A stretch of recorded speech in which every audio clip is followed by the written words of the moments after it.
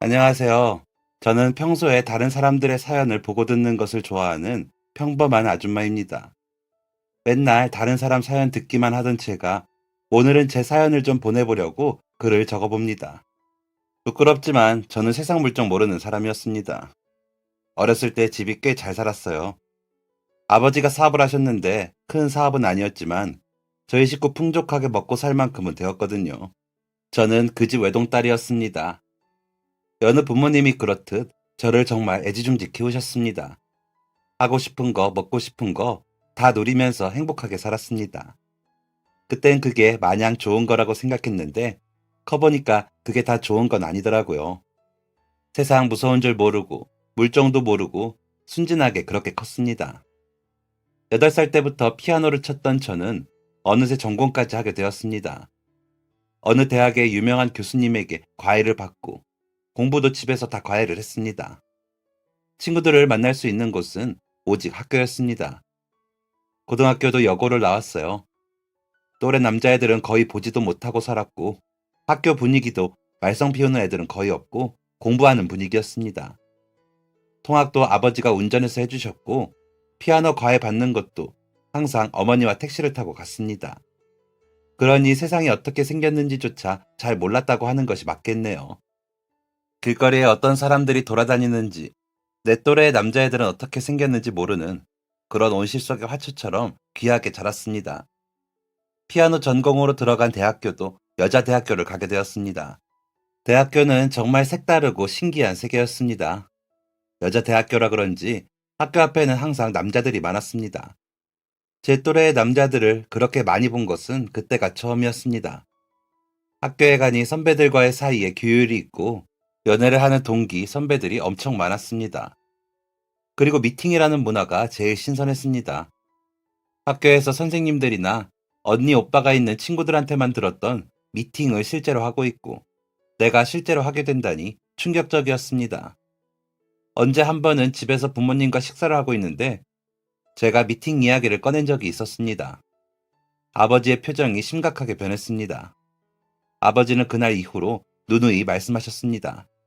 소정아, 명심해라. 세상에 믿을 놈 하나도 없어. 다 늑대고 다 가면을 쓰고 있는 거야. 그리고 번지르르하게 말하는 사람은 절대 믿지 마라. 가장 쉬운 게 말이야. 행동을 하는 사람이 진짜 남자인 거야. 아빠 말 꼭 명심해. 알겠지? 아버지가 괜히 세상 물정 모르는 저에게 겁을 주려고 그러시나 보다 했습니다. 아버지는 평소에도 저를 정말 많이 아끼셨으니까 저에 대한 애정이 너무 과하셔서 그런가 보다 했습니다. 어떻게 보면 많이 늦은 사춘기가 대학생이 되어서 조금 나타난 것 같기도 합니다. 그렇게 첫 미팅을 나가게 되었습니다. 공대 신입생들이었나. 정확하게는 기억이 안 나지만 머리가 엄청 짧았던 것으로 기억이 납니다. 당연히 저는 술을 잘 못 마셨습니다. 어른들한테 배운 적도 없고 대학교 가서 선배들이 억지로 술 먹인 게 전부였습니다. 첫 미팅을 한 그날 막 취해서 길바닥에다가 토를 하고 해롱거리고 진짜 난리도 아니었는데 그게 재밌더라고요. 아, 학교 선생님들이 말한 대학생활이 이건가 하면서 엄청 재밌었습니다. 그때부터 무진장 놀러 다녔습니다. 동기들이랑 나이트도 처음 가보고 미팅도 몇 번 더 하고 커피숍도 가고 하여튼 20살 그 나이에 할 수 있는 것들은 다 했습니다. 부모님 걱정이 이만저만이 아니셨을 겁니다. 하지만 제가 그동안 열심히 노력해서 대학교에 입학하기도 했고 그동안 못 놀았던 거 논다 생각하셨는지 야단치진 않으셨습니다. 그렇게 열심히 놀고 먹고 하면서 대학교 졸업반이 되었습니다. 그때는 이미 놀 거 다 놀았다 싶어서 1학년 때처럼 그렇게 열정적으로 놀지는 않았을 때였습니다. 그냥 동기들과 일주일에 한 번 노는 정도? 또 졸업반이니까 다들 바쁘더라고요. 유학 준비하는 동기도 있었고, 오케스트라 오디션 보러 다니는 동기도 있었고, 학원 준비하는 동기도 있었고요. 그런데 갑자기 미팅을 나와달라는 겁니다. 1학년 때 이후로는 미팅이 처음이라 당황스럽기도 했고, 흥미도 없었습니다. 그리고 제가 대학교 들어갔을 때보다 살이 정말 많이 쪄서 10kg 넘게 쪘거든요. 그래서 외모에 대한 자신감도 없었고요. 그런데 다른 대학교 최대 남자애들인데 어렵게 미팅을 잡았다면서 한 명이 모자르니 자리만 채워달라는 겁니다. 졸업반의 미팅이라니. 걔네들도 참 할 일 없다 하면서 부탁을 거절할 수 없어서 나가게 되었습니다. 자리에 나온 남자애들은 대부분 저희보다 3, 4살이 더 많았습니다. 군대를 다녀왔다가 이제 졸업반이 되었으니 당연했죠. 그런데 저희는 저희보다 나이가 많은 사람들이 처음이라 낯설더라고요. 그런 저희의 분위기가 읽혔는지 다들 재밌게 해주려고 노력했습니다. 유쾌하고 재밌는 사람들이었습니다. 그런데 그 중에서도 분위기를 잘 이끌어가면서 말을 참 잘하는 재밌는 사람이 있었습니다. 그래서 인기가 많았어요. 저희 동기 중 저 포함해서 6명이 나갔는데 3명이 그 사람에게 호감을 비쳤죠.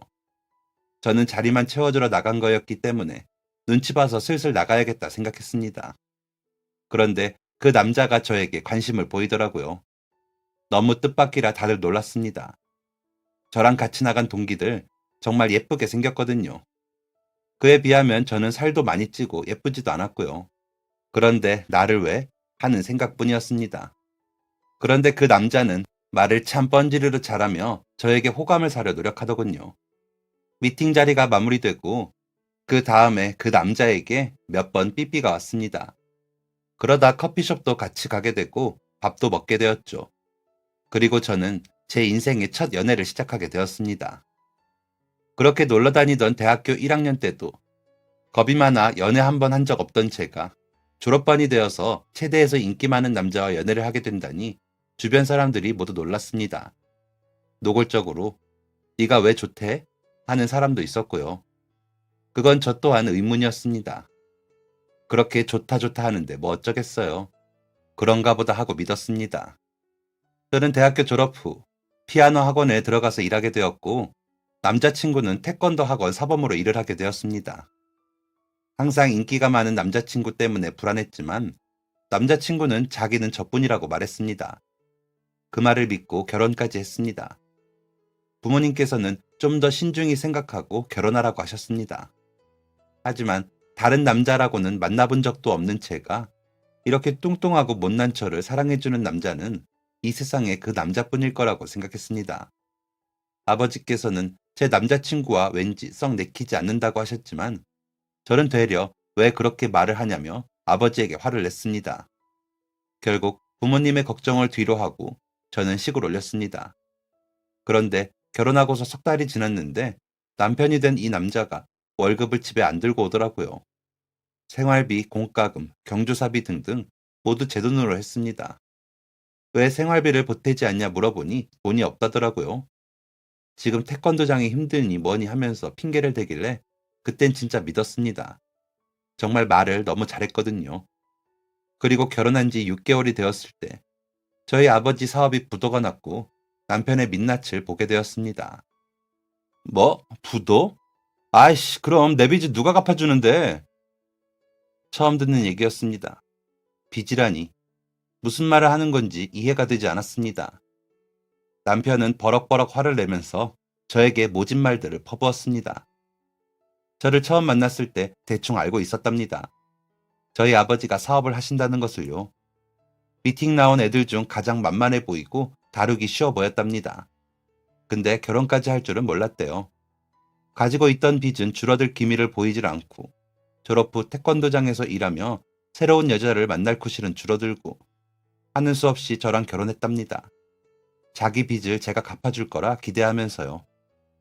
생활비는 모두 제 돈으로 하고 본인이 번 돈은 그냥 쓰거나 빚을 갚았대요. 빚이 얼마냐? 왜 빚이 있냐 물으니 1억 좀 넘게 있고 그냥 노는 데 썼대요. 대학생 때부터 그냥 흥청망청 노는 데에 썼답니다. 대학생한테 대출이 안 나오니 대부업체에서 빌렸고 갚질 못하니 빚은 계속 불어났답니다. 머리가 어질어질했습니다. 다 사실대로 얘기하고 나서 남편이 그러대요. 그런데 이제 무슨 상관이네요. 어차피 제가 갚아주지도 못할 거 아니냐면서 짜증나 죽겠답니다. 피아노 학원에서 얼마 버냐고 그거라도 보태랍니다. 장난합니까? 저 그 정도로 멍청이는 아닙니다. 양가 부모님한테 다 솔직하게 말하고 이혼했습니다. 제 결혼 생활은 6개월 만에 종지부를 찍게 되었습니다. 이혼 후 다시 부모님 곁으로 들어갔습니다. 아버지께 죄송하다고 했어요. 말만 뻔지르르 하는 사람 믿지 말라던 아버지 말을 듣지 않아서 죄송하다고요. 부모님 가슴에 대못을 받게 된 것 같아서 너무 죄송했습니다. 그 이후부터는 남자를 완전 못 믿게 되었습니다. 다 거짓말쟁이 같았거든요. 이혼 후 애군이라도 빠진 듯 아버지 사업이 다시 살아났습니다. 예전만큼은 아니지만 그래도 급한 불은 끄고 다시 자리를 잡으실 수 있게 되었습니다. 저는 학원에서 2년 정도 일을 하고 피아노 학원을 차리게 되었습니다. 제가 모은 돈에 대출을 조금 받아서 스스로 차렸습니다. 부모님께서 지원해 주신다는 걸 결단코 거절했습니다. 제 힘으로 하고 싶었습니다.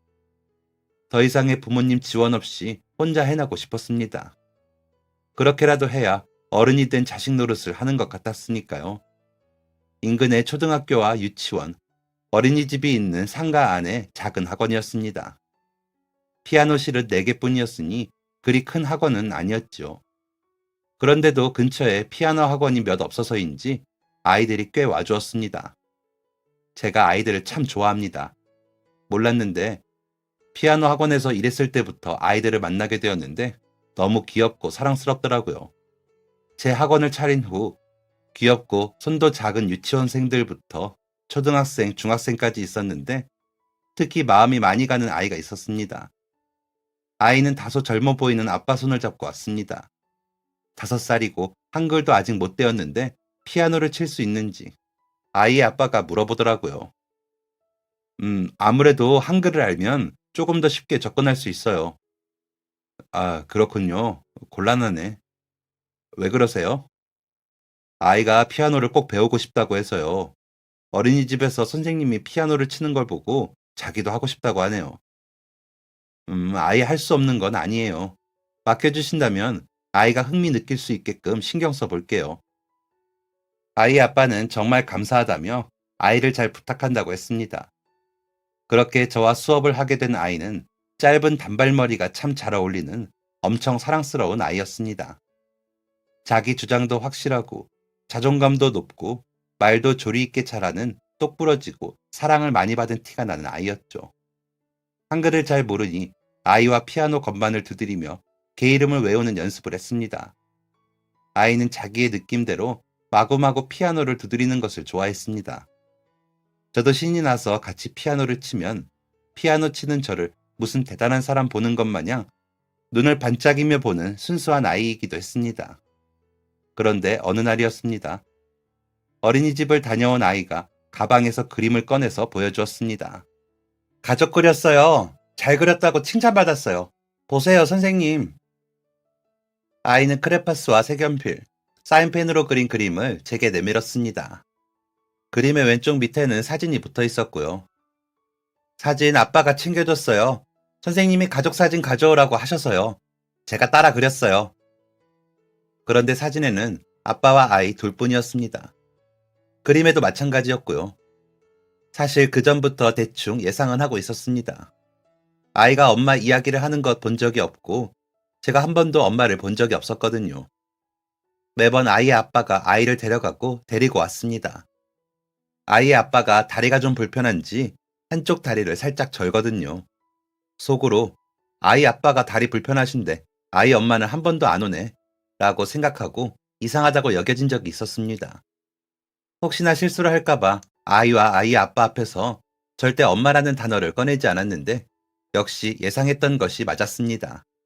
아이도 아이 아빠도 힘들겠구나 생각했습니다. 알고 보니 아이의 아빠는 저와 같은 상가 1층에서 문구점을 운영하고 있었습니다. 그래서 아이를 어린이집에서 데려오고 학원을 데려다 줄 수 있었던 거고요. 저희 학원 옆 논술학원 선생님한테 들어서 알게 되었죠. 그리고 또 알게 된 사실이 있는데 그 아이 아빠가 인품이 좋기로 상가 내에서 소문이 자자하다는 것입니다. 사람들한테 참 인사 잘하고 누가 시키지도 않았는데 잊을만 하면 상가 내 청소도 하고 문구점 오는 애들한테도 친절하고 자식에 대한 애정이 남다르다고 했습니다. 솔직히 그때는 별 생각 없었습니다. 그냥 그렇구나.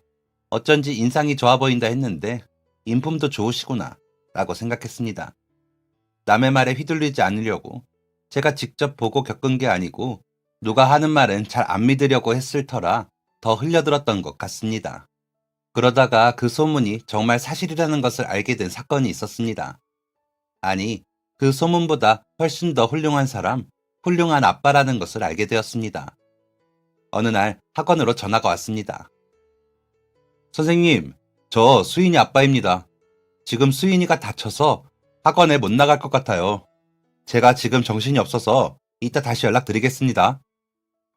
아이의 아빠는 평소에 말수가 적은 편이었습니다. 항상 차분한 태도였던 사람이 그렇게 다급한 목소리로 전화를 한 걸 보면 보통 일은 아니라고 생각이 되더라고요. 걱정이 됐습니다. 아이는 어떻게 된 건지, 괜찮은 건지요. 늦은 밤 학원 문이 닫기 직전에 아이의 아빠가 학원으로 찾아왔습니다. 수인이 아버님, 안 그래도 연락 기다리고 있었어요. 수인이는요? 많이 다쳤나요? 날이 좋아서 어린이집에서 놀이터를 나갔는데 수인이가 신나게 그네를 타고 놀다가 그네에서 떨어져서 다리가 부러졌다고 했습니다. 그네를 높게 탄 건 아니었는데 붕 날아오르면서 떨어지다가 앞에 지나가던 친구랑 부딪히고 한 바퀴를 굴렀다고 하더라고요. 바로 구급차를 타고 병원으로 갔고 결국 입원을 해야 한다고 했답니다. 그 작은 아이가 얼마나 아팠을까 걱정이 되더라고요. 하지만 아이의 아빠만큼은 아니었겠죠. 아이의 아빠는 오늘 하루가 얼마나 고단했는지 온 얼굴로 드러내고 있었습니다. 급하게 가느라 문구점 문도 제대로 못 닫아서 문 닫고 집에 들려 짐 챙겨서 다시 병원에 가야 한다고 하더군요. 얼른 가보시라고 병문안 꼭 가겠다는 말을 나누고 그렇게 헤어졌습니다. 마음이 영 편치 않았던 저는 다음날 아이의 병원에 가보았습니다. 고작 1m밖에 안 되는 작은 아이가 다리에 깁스를 하고 병실에 누워있는 모습을 보니 안쓰럽더라고요. 그런데 더 놀라운 모습은 아이의 아빠였습니다. 아이 아빠는 아이에게 아주 다정하게 책을 읽어주고 있었습니다.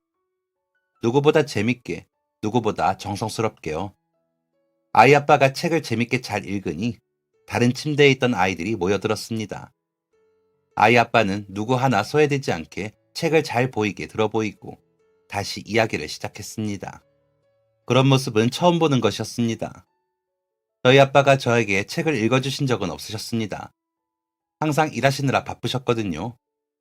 아빠도 저렇게 책을 읽어줄 수 있구나 하면서 신기하기도 했고 그 모습에서 아이 아빠가 아이를 얼마나 사랑하는지가 보여서 너무 애틋한 감정까지 들었습니다. 정말 멋있다고 생각했습니다. 그날 그런 모습을 본 뒤 이틀 뒤에 아이 아빠가 학원으로 찾아왔습니다. 그런데 아이 아빠가 머뭇거리면서 한 질문이 정말 느닷없어서 놀랐습니다. 저 피아노를 좀 배울 수 있을까요? 너무나도 뜻밖의 질문에 순간 말문이 콱 막혔습니다. 저는 제가 잘못 들었나 싶어서 다시 되물었습니다. 하지만 제가 잘못 들은 것이 아니었습니다. 이번에도 아이 아빠의 질문은 같았습니다. 그리고 사정을 설명하더군요. 수인이가 한 달쯤 입원을 해야 하는데 피아노 학원 못 오는 걸 가장 아쉬워하더라고요. 피아노 치는 것도 그립고 특히나 선생님의 연주를 보지 못해서 아쉽다고. 그래서 제가 좀 배워서 수인이한테 쳐줄까 싶은데 그래도 괜찮을까요? 물론 수업료는 정확하게 지불할게요. 아픈 아이에게 들려주고 싶어서 피아노를 배우는 아빠라. 세상에 이런 아빠가 어디 있을까 싶었습니다. 그 따뜻한 마음에 감동을 받은 저는 최선을 다해서 알려드리겠다고 했습니다. 지금이야 제 연주를 듣고 싶으면 동영상을 찍어도 되지만 그때가 벌써 20년 전이니까 동영상 같은 게 있을 리가 없잖아요. 그래서 아이 아빠가 직접 병원에서 아이에게 연주해 주려고 했던 겁니다. 그날부터 아이 아빠와의 수업이 시작되었습니다. 아이 아빠는 개 이름도 모르는 사람이었는데 정말 열심히 연습했습니다. 아이가 낮잠을 자는 오후에 수업을 했는데 수업이 끝난 후에도 남아서 몇 번이나 더 피아노를 쳐보고 문구점에서 파는 멜로디언도 가져와서 연습을 했습니다. 딸에 대한 사랑이 정말 크구나. 저런 애정을 받는 아이는 얼마나 행복할까 생각했습니다. 그리고 저도 모르는 사이에 점점 그 사람에게 마음이 가게 되었습니다.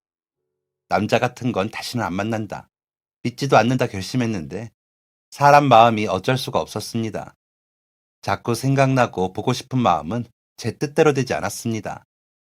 자기의 딸을 위해 물불 가리지 않는 모습이 정말 멋있어 보였습니다. 말로만 떠드는 게 아닌 직접 나서서 행동으로 보여주는 것이 존경스러웠습니다. 그리고 끝나지 않을 줄 알았던 한 달간의 레슨이 끝이 났습니다. 아이의 아빠는 아이가 태어나는 날 깜짝 선물로 피아노 연주를 준비했습니다.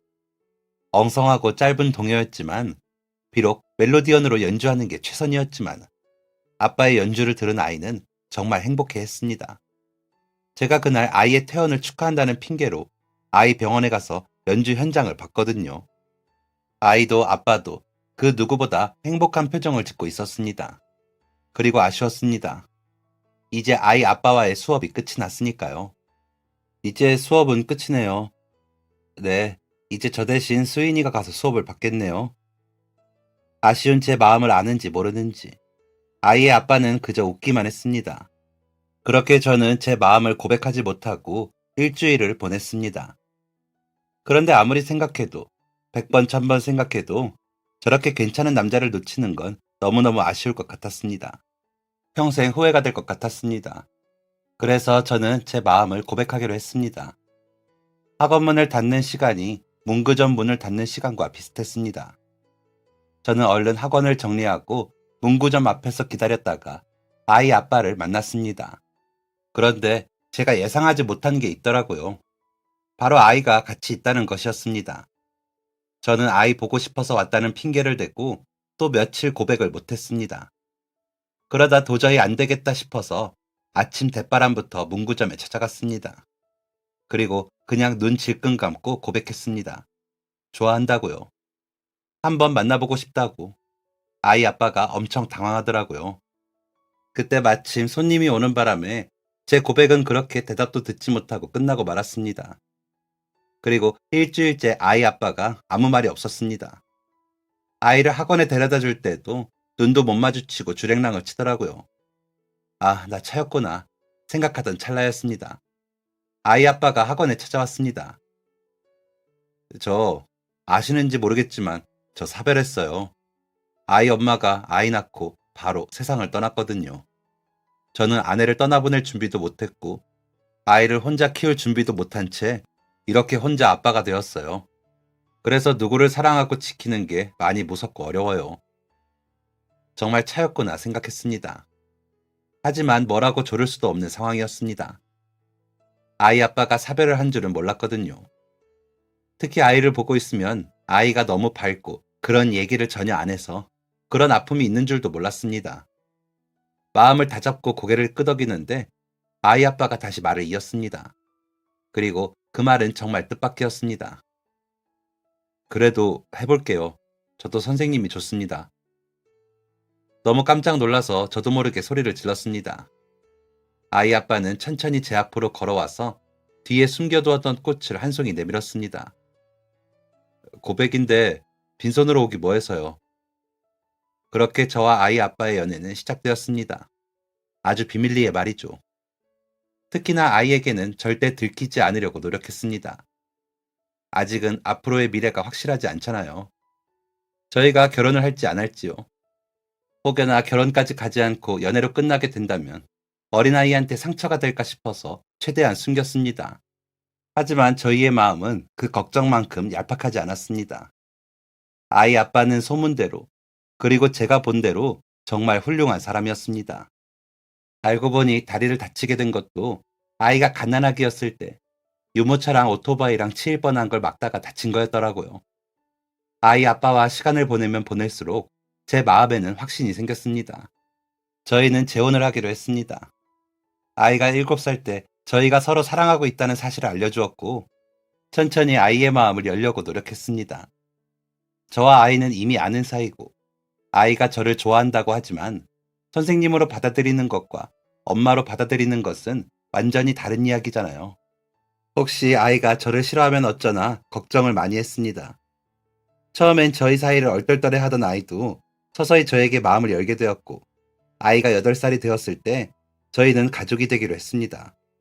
따로 결혼식은 올리지 않았지만 예쁜 웨딩드레스와 턱시도 입고 아이까지 같이 셋이서 웨딩 화보 겸 가족 사진도 찍었습니다. 사실 제가 재혼한다고 했을 때 부모님께서 걱정이 이만저만이 아니셨습니다. 제가 또 이상한 놈 만나서 결혼할까 봐요. 그리고 또 제 아이가 아닌 남의 아이를 키워야 한다고 했을 때 부모님 입장에서는 속이 썩으셨을 법도 하죠. 하지만 남편이 저희 부모님께 인사를 드리러 갔던 날 부모님께서는 그날 이후로 반대하는 말은 한마디도 안 하셨습니다. 남편 보고 아버지가 딱 한마디 하시더라고요. 사람이 참 됐다고요. 상처를 이겨내고 몇 번이고 고민해서 내린 결정이었는데 이전 같은 실수는 하지 않았습니다. 제 눈이 정확했습니다. 어머니께서도 남자 혼자 아이 키우느라고 고생이 많겠다면서 잘 먹이라면서 갈비도 재워서 주시고 아이 옷이랑 학용품도 사주곤 하셨습니다.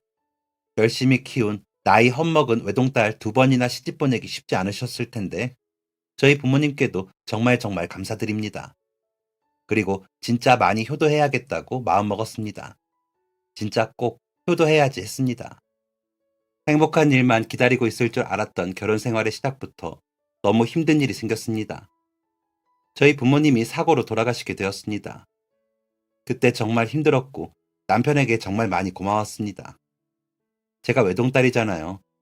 남편이 없었으면 운구도 어떻게 해야 하는지도 모르고 장례 절차도 하나도 모르고 상주 자리도 혼자 지킬 뻔했는데 남편이 다 맡아서 해주었습니다. 정말 든든한 우리 남편. 그때만 생각하면 너무 고맙습니다. 부모님이 돌아가시고서 제가 많이 힘들어하니까 제 제자였다가 딸이 된 아이가 저를 많이 위로해 주었습니다. 결혼하고서부터 아이가 저한테 곧바로 엄마라고 부르기 시작했거든요. 참 고맙죠. 엄마, 많이 힘들어요?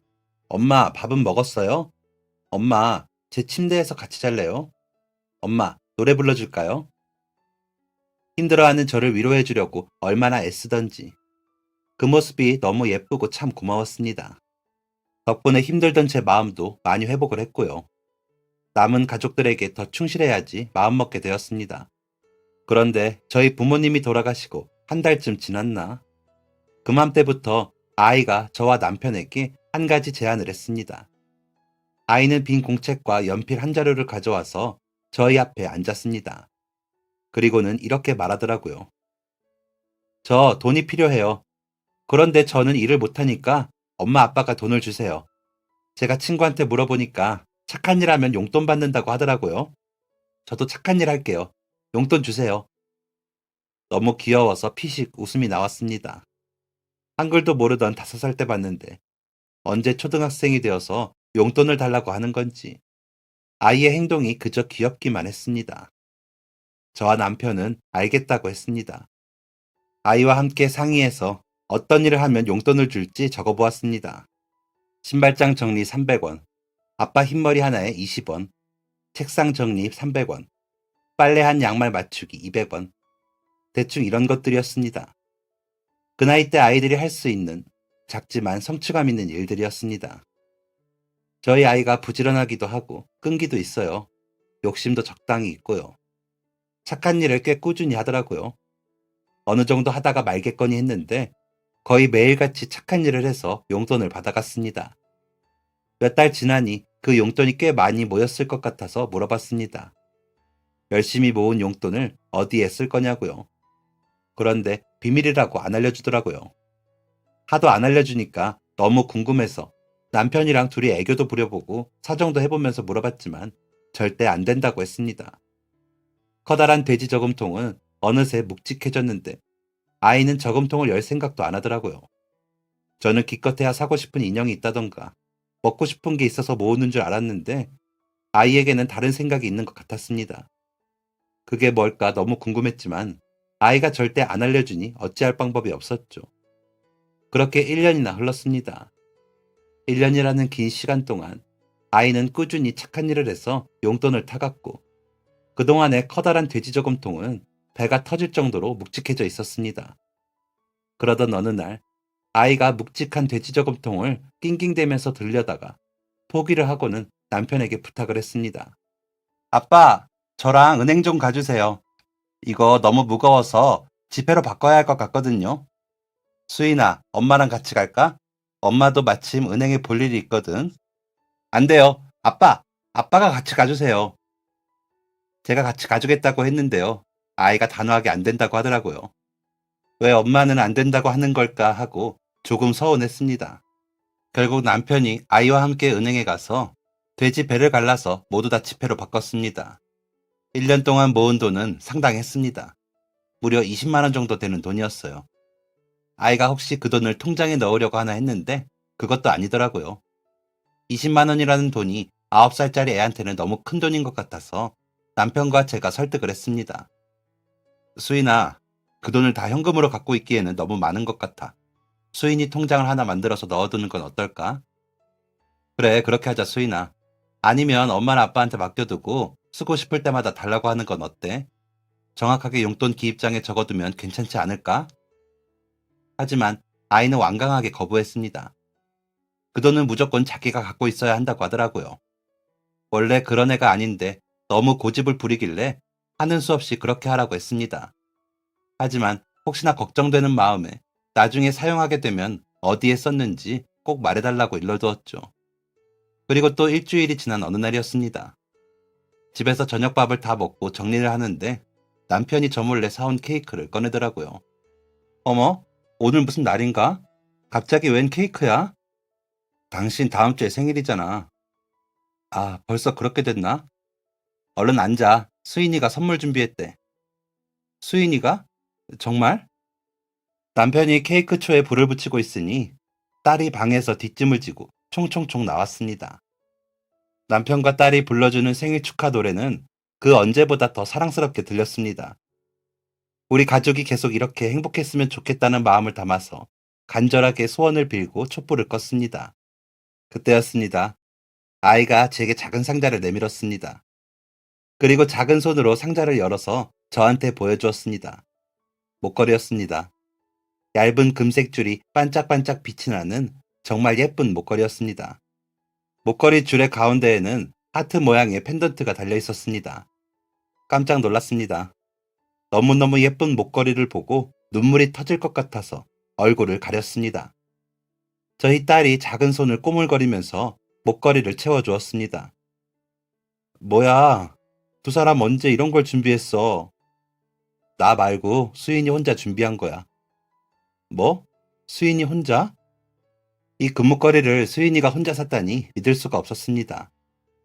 수인이는 해맑게 웃으면서 어떻게 된 건지 이야기를 들려주었습니다. 목걸이를 받기부터 1년 전, 저희 부모님이 돌아가신 날, 제가 남편에게 말한 것을 수인이가 들었다고 하더라고요. 제가 저희 어머니에게 목걸이를 선물해드린 게 있었습니다. 비싼 건 아니었고, 부모님 결혼기념일 때 어머니께는 목걸이, 아버지께는 벨트를 사드렸었거든요. 그런데 어머니가 사고를 당하신 날, 그 목걸이를 하고 계셨었는데, 그게 다시 씻어서 사용할 수도 없게 완전히 망가져 있었습니다.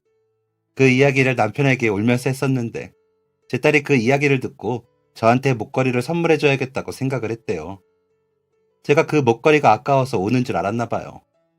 그래서 그때부터 저희한테 착한 일을 하면 용돈을 달라고 했던 겁니다. 친구들한테 엄청 물어봤대요. 용돈을 얼마 받는지, 어떻게 받는지요. 그래서 그날부터 착한 일도 하고, 원래 일주일에 1,000원씩 주던 용돈도 안 쓰고 아끼면서 하루에 500원씩 모았다는 겁니다. 오롯이 제 목걸이를 사주기 위해서 말이죠. 그리고 1년이 좀 더 지나고 제 생일이 되었을 때 이번이 기회라고 생각했답니다. 그래서 학교 주변에 있는 금은방들을 돌아다녔대요. 그러다가 하트 목걸이를 발견했고 그 목걸이를 꼭 사야겠다고 마음먹었다는 겁니다. 그래서 금은방 아저씨에게 이거 우리 엄마 사줘야 한다고 했는데 아저씨가 이상하게 여긴 거죠. 9살짜리 애한테 그렇게 큰 돈이 있는 것도 이상하고 금을 9살한테 팔 수도 없었고요. 그래서 부모님하고 같이 오라고 했다더라고요. 딸이 비밀로 하려다가 고민하다가 남편을 데리고 금은방에 갔답니다. 그런데 그 목걸이를 사기에는 돈이 좀 부족하더래요.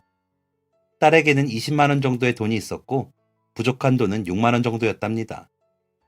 남편이 돈을 보태줄 테니 목걸이를 사자고 했는데 저희 딸이 그건 절대 안 된다고 했대요. 그러더니 그 금은방에서 갑자기 종이를 꺼내고서는 한 10분 동안 낑낑거리면서 뭔가를 적고 지우고 그러다가 계산기까지 꺼내서 뭘 끄적댔답니다. 그러더니 금은방 사장님한테 이렇게 말했대요. 사장님, 제가 지금은 6만 원이 없지만요. 맨날 500원씩 4개월을 모으면 6만 원이 생기거든요. 제가 하루도 빼먹지 않고 와서 500원씩 드릴 테니까 외상해 주시면 안 될까요? 제발 부탁 좀 드릴게요. 이 말을 듣고 그 자리에 있던 남편과 금은방 사장님, 직원까지 다 박장대소를 터뜨렸대요. 결국 딸아이의 마음에 홀랑 넘어간 금은방 사장님이 그렇게 해주기로 하셨고, 아이가 저에게 목걸이를 선물하게 된 것이었습니다. 어떻게 그런 생각을 할 수 있는지 너무 기특하고 너무 감동적이고 너무 예쁘더라고요. 목걸이를 손으로 꼭 쥐고 울먹거리면서 아이한테 말했습니다. 너무 고마워, 수인아. 엄마가 받은 선물 중 가장 좋은 선물이야. 오늘 정말 최고의 하루다. 금은방 사장님에게 엄마가 대신 나머지 목걸이 값을 드리면 수인이가 싫어하려나? 제 말이 끝나기도 전에 딸아이가 그건 절대 안 된다고 자기가 모두 갚겠다고 하더라고요. 그래서 그럼 제가 금은방 사장님께 너무 감사하니까 같이 가서 인사드리자고 했습니다. 그리고 그 다음날 금은방을 찾아갔죠. 아이고, 꼬마 손님 오셨군요. 오늘은 엄마랑 같이 왔구나. 이야, 목걸이가 정말 잘 어울리시네요. 따님이 안목이 있어요. 금은방 사장님께서 호탕하게 웃으시며 딸아이를 반기자 딸아이가 주머니에 있던 500원을 사장님께 드리고 공책에 체크를 했습니다. 참 야무지게도 말이죠. 저는 사장님께 정말 감사하다고, 쉽지 않은 선택이셨을 텐데 아이를 믿어주셔서 감사하다고 인사를 드렸습니다. 그런데 오히려 사장님께서 감사하다고 하시더라고요. 너무 순수하고 예쁜 아이를 알게 되어서 감사하다고요. 매일 찾아오는 손님들과 가격 계산하고 시세 맞춰보고 하느라 팍팍하다 느껴졌었는데 저희 딸이 참 담비 같은 존재였대요. 다시 일할 맛이 난다면서 앞으로 4개월 동안 잘 부탁한다고 하셨습니다. 아이는 저희의 대화를 알아듣는 건지 모르는 건지 옆에서 해맑게 웃고만 있었고요. 저는 그날 이후로 아이가 준 목걸이를 빼지 않고 맨날 차고 다녔습니다.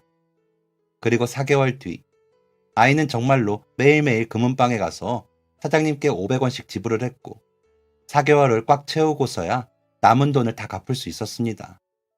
기념적인 날이라고 남편이 아이가 좋아하는 삼겹살을 사주었었죠. 행복이란 게 바로 이런 게 아닐까 싶습니다. 저는 비록 첫 번째 결혼은 완전히 실패했습니다. 남자 보는 눈이 없었고 제 자신을 존중하고 사랑하는 법도 몰랐습니다. 하지만 그 과정이 있었기에 사람을 판가름할 수 있는 능력을 키웠고 제 자신을 사랑하는 법을 알게 되었습니다. 그리고 그 끝내 정말 멋있고 존경스러운 지금의 남편을 만나게 되었습니다. 더불어 눈에 넣어도 아프지 않은 제 목숨보다도 귀한 저희 딸까지 만나게 되었습니다. 처음에 제가 재혼을 한다고 했을 때 지인들이 걱정을 많이 했습니다. 자식 한번 키워보지 않은 제가 어떻게 남의 자식을 키우냐면서요. 처음엔 그 말이 되게 상처였고 신뢰라고 생각이 되었는데 정말 키워보니까 쉽지가 않더라고요. 내 인생이 통째로 바뀌어야 했고 많이 공부를 해야 했습니다. 친엄마 손에 못 자라서 저렇다. 새엄마가 애를 어떻게 키운 거냐. 이런 말 듣기 싫어서 더 열심히 공부하고 더 애정을 쏟아서 키웠습니다.